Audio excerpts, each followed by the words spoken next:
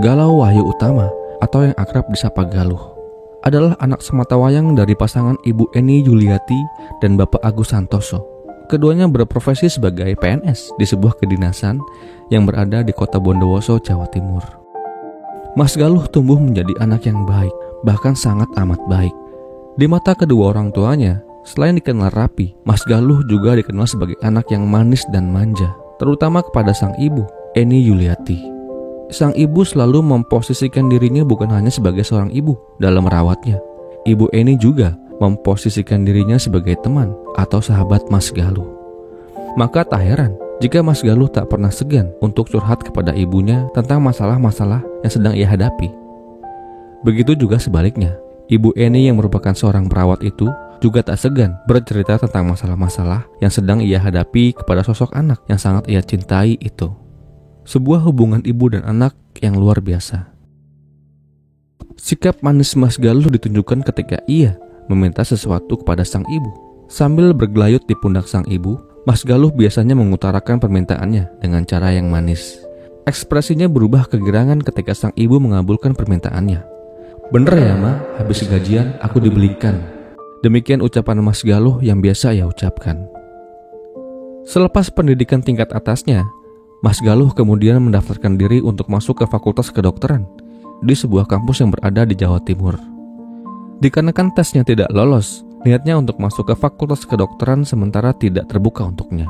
Akhirnya Mas Galuh memutuskan untuk memilih fakultas lain yang sesuai dengan kemampuannya. Mahasiswa Universitas Negeri Jember jurusan Ilmu Keguruan dan Ilmu Politik ini menjalani perkuliahannya dengan sungguh-sungguh.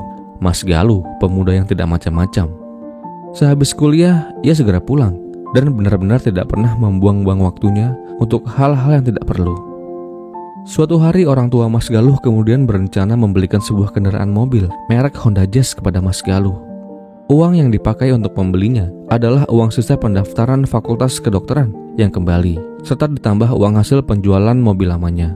Tak lama setelah mobil itu tiba, sontak Mas Galuh kaget kegirangan. Ia merasa senang dan bahagia atas satu lagi permintaannya yang kembali dituruti oleh orang tuanya.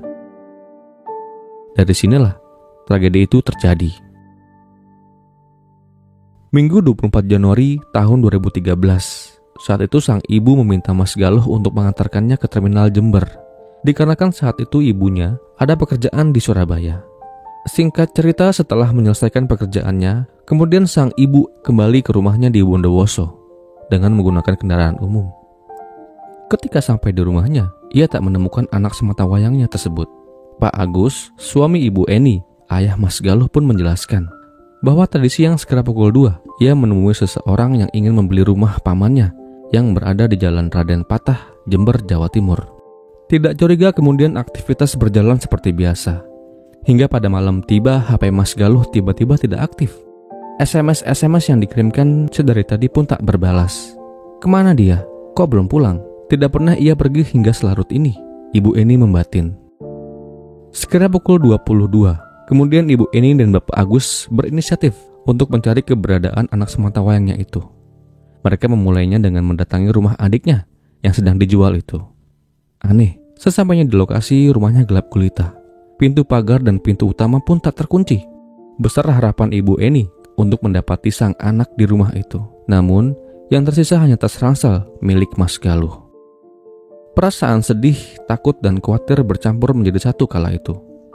Tak mau berdiam diri, kemudian Bu Eni dan Pak Agus kembali berkeliling kota untuk mencari anaknya itu. Mereka sempat mendatangi beberapa rumah sakit untuk barangkali ada korban kecelakaan atau kejahatan yang sesuai dengan ciri-ciri yang mereka ungkapkan. Namun hasilnya nihil. Dengan perasaan gontai di tengah malam menjelang pagi itu, kemudian orang tua Mas Galuh pun kembali pulang ke rumahnya. Jangan pernah sia-siakan pengorbanan cinta seorang ibu terhadap anaknya. Ibu Eni tidak patah arang. Ia terus mencari dan mencari di mana anaknya saat itu. Di pagi hari ia pun mendatangi kampus Mas Galuh. Ia datang kemudian memantau sekeliling, berharap bisa menemukan anaknya itu. Namun kembali hasilnya nihil. Usahanya pun tetap berlanjut. Ia kemudian kembali ke rumahnya di Bondowoso. Kemudian dari sana, ia melaporkan hilangnya Mas Galuh, anaknya yang dicinta sejak kemarin sore. Laporan diterima, namun usaha Ibu Eni tidak berhenti sampai di sana. ia kembali berkeliling kota Bondowoso untuk mencari keberadaan anaknya, Mas Galuh. Ia mendatangi seluruh kafe-kafe, pusat keramaian, dan juga mal-mal yang ada di sana. Namun sama, nihil. Saat itu hanya menangis yang bisa ia lakukan, sembari berharap ponselnya berdering Mas Galuh menelponnya. Namun sayang, itu tidak pernah terjadi. Di tengah perasaan mentok dan pasrah, kemudian Ibu Eni mendapatkan sebuah firasat. Intuisi seorang ibu di malam itu mengantarkannya ke Rumah Sakit Umum Daerah Jember. Di sana ia menemui staf rumah sakitnya dan menanyakan apakah ada korban kecelakaan atau kejahatan dengan ciri-ciri yang Ibu Eni sebutkan. Tak lama kemudian setelah melakukan pemeriksaan data, staf rumah sakit itu kembali dan memberitahu bahwa ada korban kejahatan di kamar jenazah rumah sakit yang hari ini baru aja masuk ke dalam laci pendingin. Di tengah kepasrahannya, Ibu Eni yakin bahwa jasad pemuda 20 tahun itu adalah Mas Galuh. Apalagi setelah staf rumah sakit menyebutkan bahwa sosok tersebut menggunakan pakaian motif kotak-kotak, persis yang dipakai Mas Galuh. Benar saja, ketika laci pendingin itu dibuka, tiba-tiba darahnya mengalir dengan cepat, jantungnya berdebar dengan hebat, dan bibirnya tercekat. Ibu Eni saat itu melihat sesosok jasad terbujur kaku, mulut tertutup lakban, dan tangannya terikat sebuah tali. Tak hanya itu, sosok itu menghitam legam. Iya, jasad itu gosong. Nampaknya si jago merah telah melahap tubuh sosok tersebut. Ibu Eni yakin bahwa jasad yang terbujur kaku hangus itu adalah anaknya, Galau Wahyu Utama. Ia kenal dari pakaian dan behel gigi yang dipakai olehnya. Hancur hatinya, pecah tangisnya. Kaki-kakinya tak bisa menopang tubuhnya yang lemas itu. Apa yang telah terjadi dengan Mas Galuh?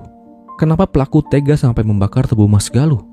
Motif apa yang melatar belakangi kasus ini? Jadi begini. Arif Rahman Hakim alias Arman, pria kelahiran tahun 1989 ini tampak uring-uringan. Ia tampak bersitegang dengan seorang wanita yang nampaknya wanita itu adalah pacarnya. Tak lama berselang, wanita tersebut pergi meninggalkan Arman begitu saja di pinggir jalan kota Jember, Jawa Timur. Iya, betul. Wanita itu adalah pacarnya, namanya Yuni. Dikatakan Yuni adalah anak seorang pejabat teras di kota Jember. Dikatakan pula, jabatan yang dimiliki oleh orang tuanya bukan kaleng-kaleng. Bahkan Bupati Jember kenal dekat dengan orang tua Yuni saat itu. Arman sadar bahwa wanita yang sedang dipacarinya saat itu datang dari level yang berbeda dengannya. Arman yang saat itu hanya bekerja serabutan, bingung bagaimana caranya agar kehadirannya di keluarga sang pacar bisa diterima. Yuni pun sempat beberapa kali mengatakan bahwa hubungan yang sedang mereka jalani tidak mendapatkan restu dari orang tuanya, dikarenakan saat itu Arman tidak jelas pekerjaannya. Tetapi jangan sebut dia Arman, kalau dia hanya berdiam diri saja. Segala daya dan upaya ia lakukan untuk menaklukkan hati sang calon mertuanya itu. Ia mencoba melamar pekerjaan ke sana sini. Ia juga mencoba berdagang ayam potong. Namun semua usaha yang dilakukan oleh Arman gagal total. Tak satupun pekerjaan yang dilakoninya bisa berbuah cuan baginya. Sedih. 25 Februari tahun 2013, sekira pukul 10 pagi, Arman tak sengaja melihat sebuah mobil Honda Jazz melintas di depannya. Kemudian mobil itu memasuki kampus Universitas Negeri Jember. Tak lama kemudian pemiliknya yang tak lain dan tak bukan adalah Mas Galuh itu turun dari mobilnya dan memasuki gedung kampus. Lalu muncullah niat Arman untuk menguasai mobil yang berwarna silver itu. Tak lama berselang ia pun kemudian menghubungi kawannya yang bernama Muhammad Taufiki alias Taufik. Pembicaraan di telepon antara keduanya berlangsung singkat. Arman langsung kepada intinya, "Bantu aku ambil mobil." Belum sempat dijawab, pembicaraan pun terputus. Disusul, tak lama kemudian muncullah Arman di depan rumah Taufik dengan menggunakan sepeda motor merek Honda Beat warna merah. Sepeda motor itu adalah milik Yuni, kekasih Arman. Singkat cerita, berboncenganlah mereka. Di tengah jalan, Arman sempat mampir dulu ke warung untuk membeli tali rapia yang kemudian ia masukkan ke dalam saku celananya. Tak lama sepeda motor itu pun kembali melaju.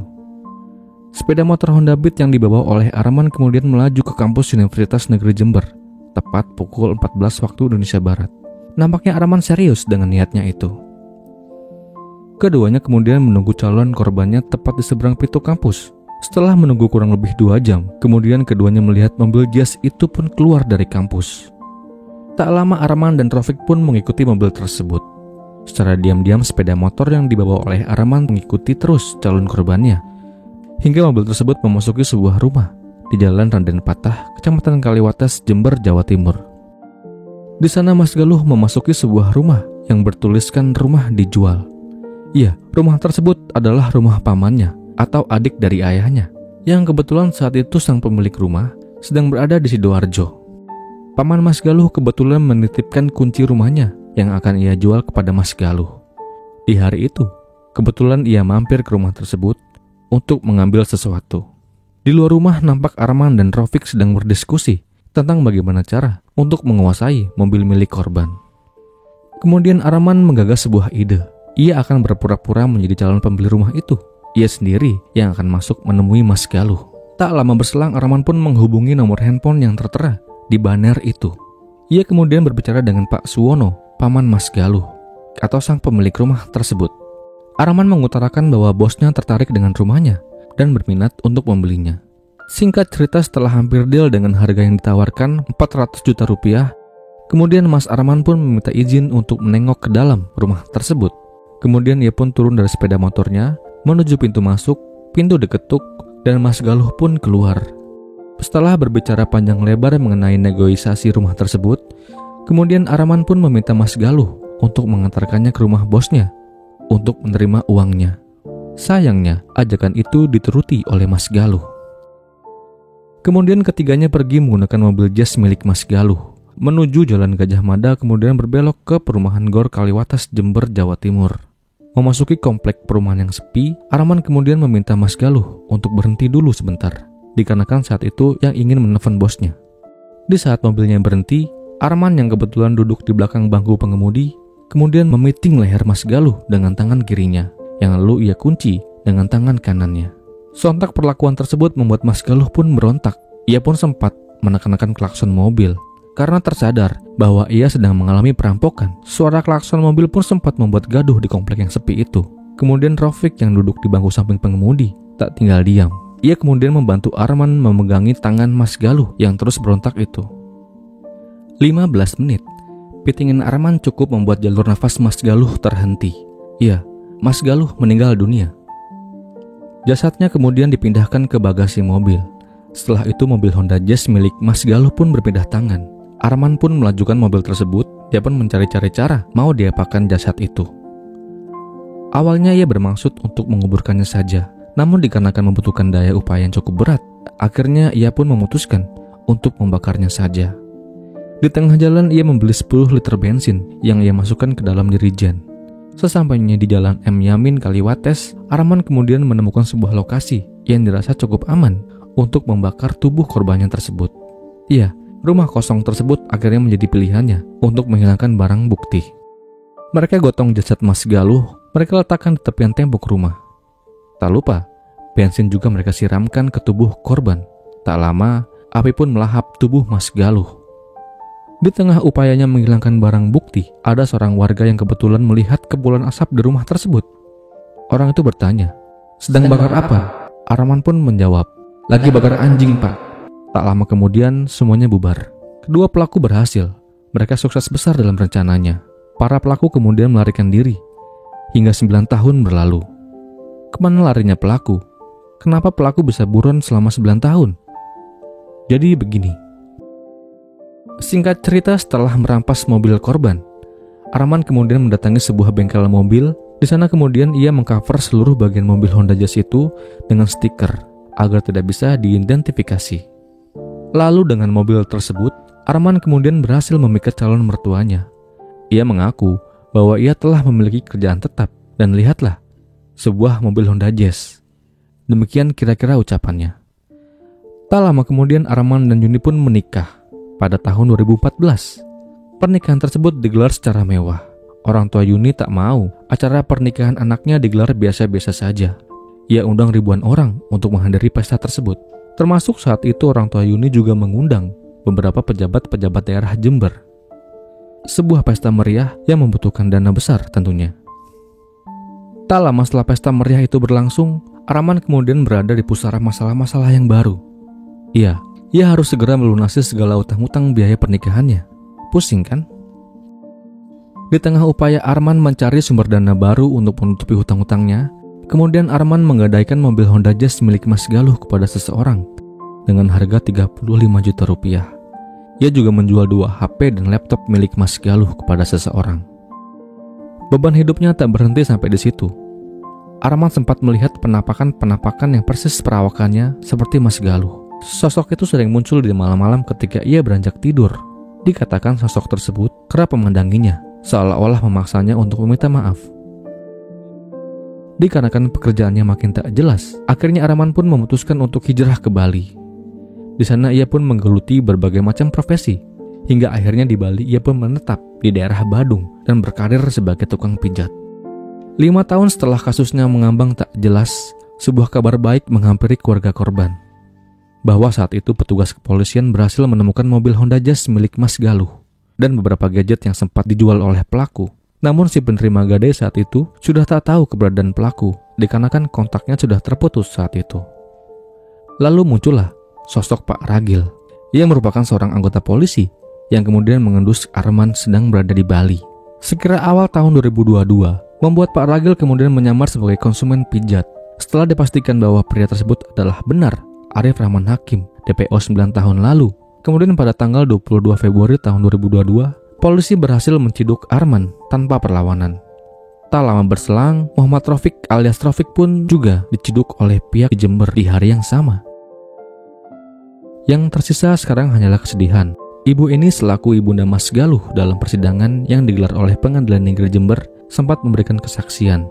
Di persidangan, ia pun memaafkan kedua pelaku atas tindakan kejinya menghabisi nyawa anak semata wayangnya. Harapannya telah lama pupus seiring tanah makam yang tertutup 9 tahun lalu. Segala kenangan indah dan pahit semasa bayi hingga Mas Galuh ditemukan terbujur kaku di lemari pendingin rumah sakit Jember telah ia kubur bersama jasad Mas Galuh di liang lahat. Selama jalan Mas Galau Wahyu Utama, kisah ini sungguh membuat saya galau. Kata maaf hanyalah tinggal maaf. Proses hukum harus tetap berjalan. Ketukan palu mengakhiri sidang yang dipenuhi air mata itu. Arif Rahman Hakim alias Arman diganjar dengan hukuman 18 tahun penjara. Sedangkan Muhammad Rafiq alias Rafiq 10 tahun penjara. Dan kisah ini pun berakhir